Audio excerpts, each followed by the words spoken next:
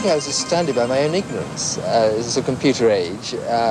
Computers seemed to be very expensive and very complicated, and they were the sort of thing that banks used as an excuse for something going wrong. And then when Sinclair first brought out the ZX81 at 70-odd pounds, I couldn't help feeling then this was a price which was cheap enough to be worth the risk.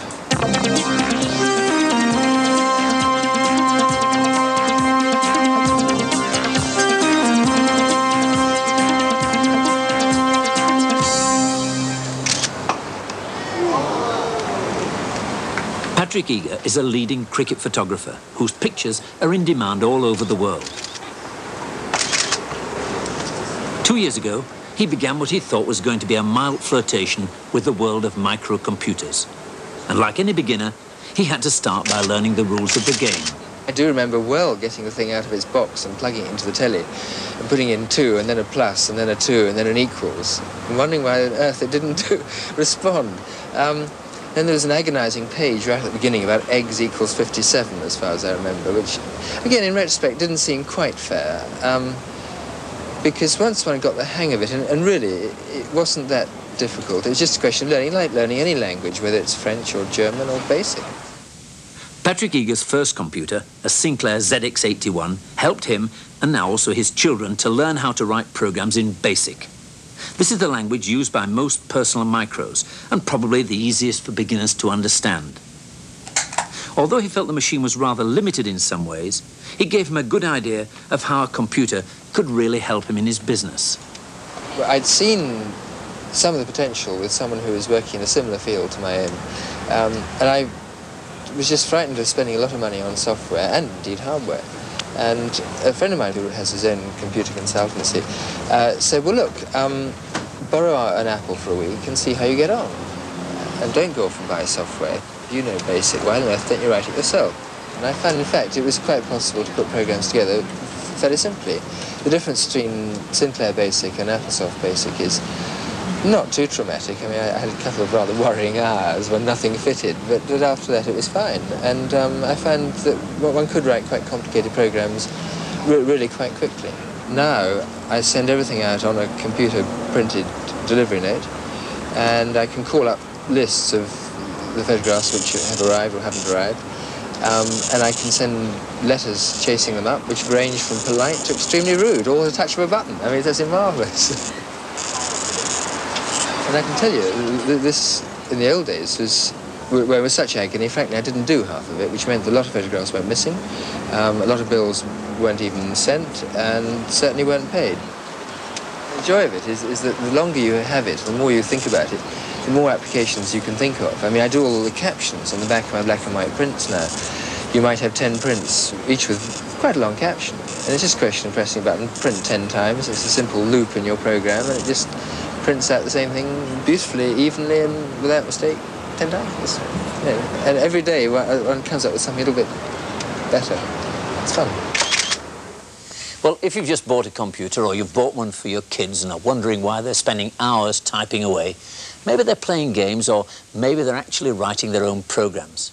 Well, not everybody takes to computer programming as easily as Patrick Eager did, but he says it's quite fun to have a try. Of course, the programs you write can be hard or as easy as the problems you're trying to solve, but the principles are surprisingly straightforward. We're going to begin to look at some of those fundamentals today. If you can follow what we do, you stand a good chance of being able to write some programs for yourself. Well, the first thing you're faced with is this rather intimidating keyboard, and you feel you want to type something in, so you type something like Mac, M-A-C, and it says mistake. The computer doesn't recognize Mac as an instruction. I do know it does recognize CLS, which is a command, and that means clear screen. I press the carriage return button, and it clears the screen.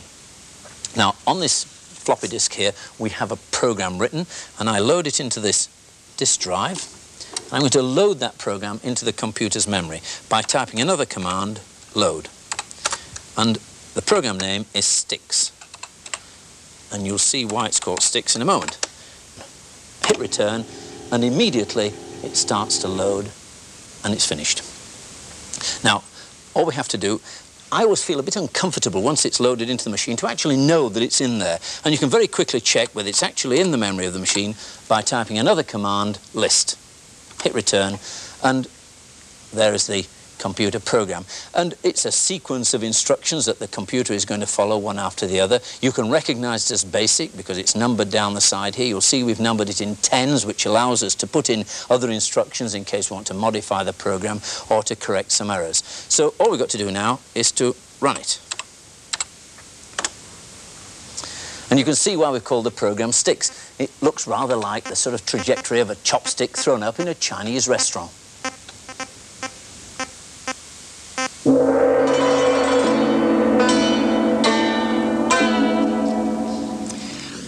The way a computer runs your program is similar in many ways to the way a restaurant carries out your order for a meal. It's very important to use words or instructions that the computer can understand.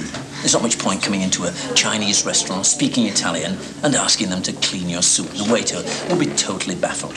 So it's important to use the right language. And in a restaurant, we've got a list of words that can be used on the menu.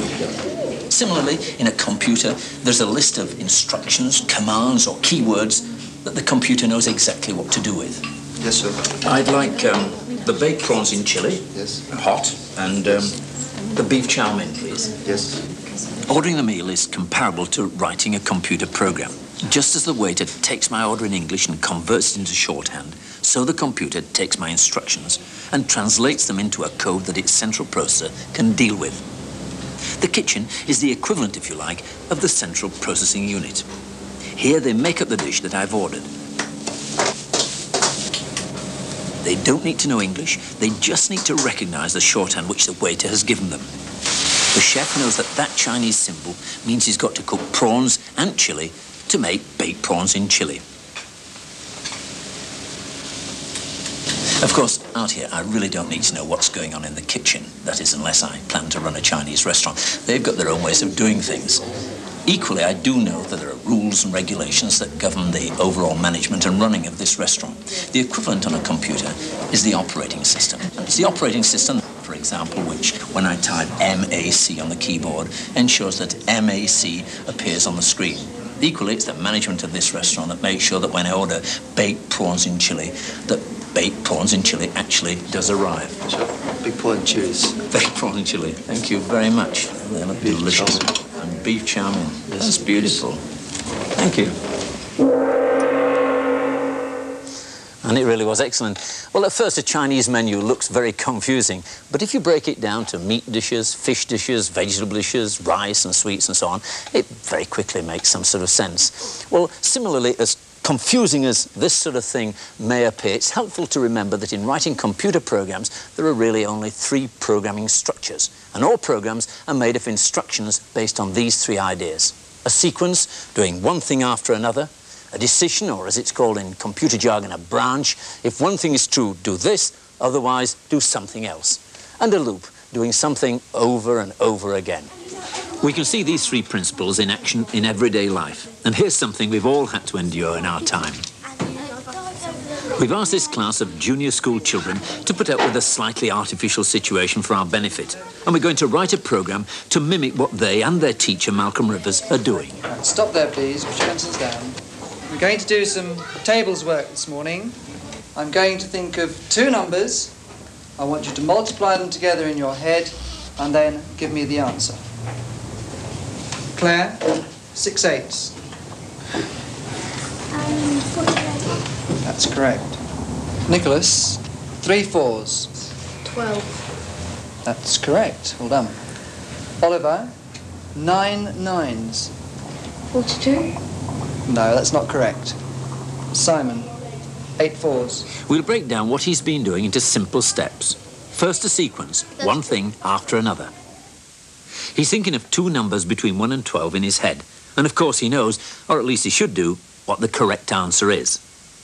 Next, he asks the question, what is the first number times the second? Then he receives an answer from a child. But now he makes a decision. If the reply the child gives is right, he says one thing. If not, he says another. And then last of all, he goes back and asks the next question. In other words, he repeats the process again. Well, that gives a pretty simple design for our program. I think it's always important to have something written down on paper to work on before you start tapping away at a keyboard. Well, the first thing Malcolm was doing was thinking of two numbers in his head. So we need to do the equivalent of this electronically. Inside the computer, we need to create what we call variables. Well, I think of a variable as an electronic box that we give it a name to. The contents can vary, but the name stays the same. In Patrick Eager's eggs equals 57, which you found so amusing, eggs is the name of the variable, 57 is the number stored in the electronic box called eggs. Well, we can start off with Malcolm's first number, and we'll call the variable first, and his second number second. And he had to think of a number between 1 and 12. We'll do it with a pair of dice. His first number is 11. So we'll store that in that variable. Second number, which he thought of, is a 6, and so we'll store that there. And then he multiplied the two together, and in his head he kept the answer, which we'll call correct. And 6 11s are 66, and that's the number that he has in his head. Well, we can program that now on the computer, and some genius has programmed it so I don't have to type in every word. I wish all programming was done like this. All I have to do is to touch the space bar and automatically the instructions come up. It's absolutely marvellous. Well, the first variable, we've called first, is R&D brackets 12 is a random number between 1 and 12, which is exactly what he was thinking of in his head. The next one is 20. Line 20, second equals a random number between 1 and 12, and then we multiply them together to get the number he has in his mind. Correct equals first, and the asterisk means multiply, times second. Well, the next thing he did was to ask a question, and we get the computer equally to ask us a question. Print, and after the print, in inverted commas, whatever appears between the inverted commas is actually printed out on the screen. What is first? And it will take the contents of first and put them in there. Again, in inverted commas, times second. It will take the contents of the variable second and put it in there. So print, what is first times second? Well, when he's asked the child that, the child will give a reply. And we create another variable called reply. So Malcolm says, what is 6 times 11? And the child may answer 56. And that's his reply. So we call this variable reply, and it will contain that number. So we need to have a method of getting that number into the computer itself. So the next instruction, and here is a command input, that's the computer asking us from input from the keyboard, and we will input a number which will be stored in the variable reply. So we've done that, ask a question, get a reply, and now we go on to, is the reply correct? So far, that's a sequence of instructions. They're obeyed one after the other.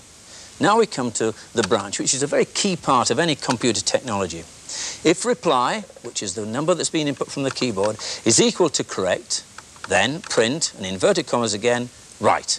Else, and that's quite important, that else, not otherwise or, it's just part of the language of BASIC that we're particularly using on this machine. Else, print, inverted commas again, wrong. And that's a nice little program, and it will run, and we can actually do that. I simply type run. What is 11 times 9? 45. I really do know the answer, of course, but I'm really testing the program. Wrong. So it's right. Ha, got that one. Run again. What is 5 times 1? 4. Wrong. Run again.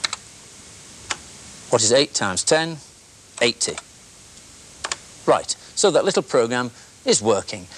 Now, before we make the program more sophisticated, let's ask our teacher, Malcolm Rivers, to try a different approach with his class. Now, this time when I ask your question, if you get it right, I'll tell you that's right.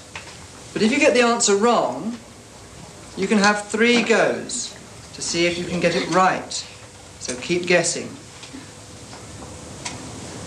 Daniel. 6 9s. 47. No, that's not correct. Try again. 56. No, that's not correct. Try again. 59. No, that's not correct. The answer is 54. Ruth, 6. So he's going around the class from child to child, giving each one 3 chances to get the right answer. Jen, And if the answer is 4 still 9s. wrong after 3 tries, he tells the child the correct value. Susan, 6 7s.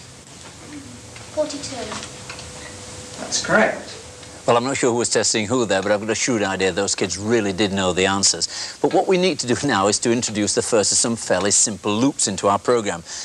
It's very boring to have to type run every time we want to run it. And what we're going to do is to repeat this loop here between print what is first times second, the question, and then if reply correct, then print right or wrong. And you can now see why we've left these gaps here between the lines, between 30 and 40. We can just number a line 35 and put repeat in there, and in line 70 until reply equals correct. And that program would then go on repeating itself and repeating itself until we got the correct answer. Well, that itself is not quite good enough. What Malcolm did do was to give the children 3 goes. So we create another box, another variable here, which we'll call try. And what we have to do is to set it to 0 every time we go to a new child. So we start off at 0. So Malcolm asks the question, what is 11 times 6? He knows the answer is 66. The child says 56. It's a wrong answer, so we add 1 to try and upgrade it. That's his first go. So we need to introduce a new instruction within the body of the program. Say 32. Try equals 0, so that every time we have a new child, that gets reset to 0. Now, this is our loop, and every time we go round the loop, we want to increase try by 1. And there's this curious-looking formula here, which simply means every time we go through the loop, add 1 to the variable try. And we want down here, he did it until the reply was correct, or try was equal to 3. In other words, he gave the child 3 tries. But what else he did was after 3 tries, then he told the child the correct answer. And we put in one final statement which says, if reply, and this less than and greater than means not equal to, if reply is not equal to correct, then print, in inverted commas once again, the correct answer is correct.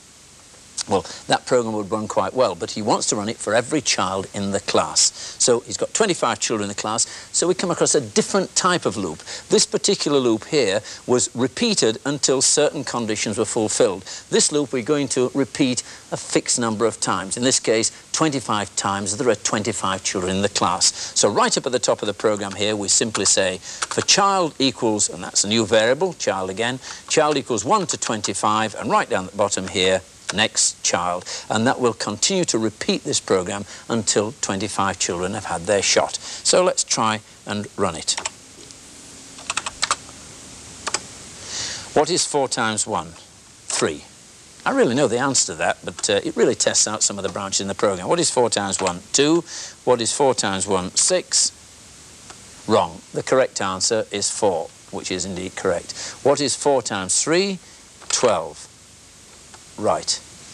Well, this is a relatively simple program and it works all right, but when it runs, it's rather badly laid out. You can see these gaps here, you can see the confusion, but it is quite fun and it would help give a child some sort of practice in doing their multiplication tables, at least up to 12.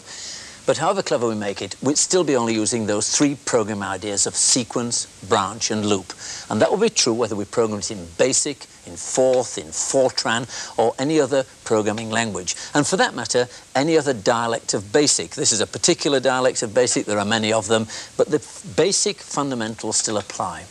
But although much ready-written software is of poor quality, there's a good deal of well-designed, well-written material which the user likes and uses, and that really is the final test. But today, graphics, colour and sound all help to make the use of computers attractive and so easy to use that even children in the classroom enjoy them. Our researcher, Catherine Robbins, has been back to that primary school in South London. The school has only had a computer for about a term. But already most of the staff and most of the children have had some experience of using it, mainly in small groups. Some of their software has been specially written for use in schools. One of the most popular programs is this simulation, which uses low-resolution graphics to represent a little kingdom beside the Yellow River, which occasionally overflows its banks. You get a census result of a little village which you're the owner of, and you have to decide how many people to put in the fields, how many people to defend the dike, and how many people to look after the village. There's a band of thieves who lives in the mountains who keep attacking the village to try and get the rice. Kingdom we found fitted quite well into the overall topic that we're covering with our upper school this term, which is treasure. We've told the children that the treasure that they've got to guard is the rice, and that they're responsible for that treasure. The thieves always come first, yeah. Oh no! They're going to be killed off by your decision. Yeah. They're very uninhibited about the computer. They are very willing to ask questions. They obviously make mistakes, but they don't seem to have any of the fears that the adults have at all. I thought, oh, help. The thought of approaching it, it all seemed a completely different experience to anything I'd ever dealt with before. It was the thought, first of all, of mastering the keyboard, not being a typist of any sort, and also becoming familiar with the language involved. 3,000 we can this year. I thought I was going to get it back all muddled up and everything. I was afraid to press any of the buttons or something. Oh no, I'm going to get it wrong. It's sort of frightening. The games are quite educational. There's quite a few logic problems for them, some maths problems, even spelling problems. And this spelling program gives an instant reward for a correct answer. Oh no. Oh. It's called Brick Up. It says something like a tropical bird with coloured wings. You would say PA and you would spell the rest out. Parrot. Right now, get ready to fire. Correct. Oh no. Carpet. C-A. Where's R? R. What about P-I? No, carpet. E-T. Oh, sorry. Sometimes you tend to come across the words when you have to write have to write exercises or write sentences, and that you just sort of think, oh, I can remember how to spell that from the game. Now, where are we now? We're on there, aren't we? No, we're not. So it's 9. Crash is a program designed to help them plan ahead and think logically. We want 9 up. No, we want put 10 up for safety. No. Yes, we want 2. Then we'll we want 2 left first. But it's also designed to let them program the computer themselves, using a simple language with instructions like L for left and F for forward. You print into the computer directions for it to try and go through the maze and hit the target.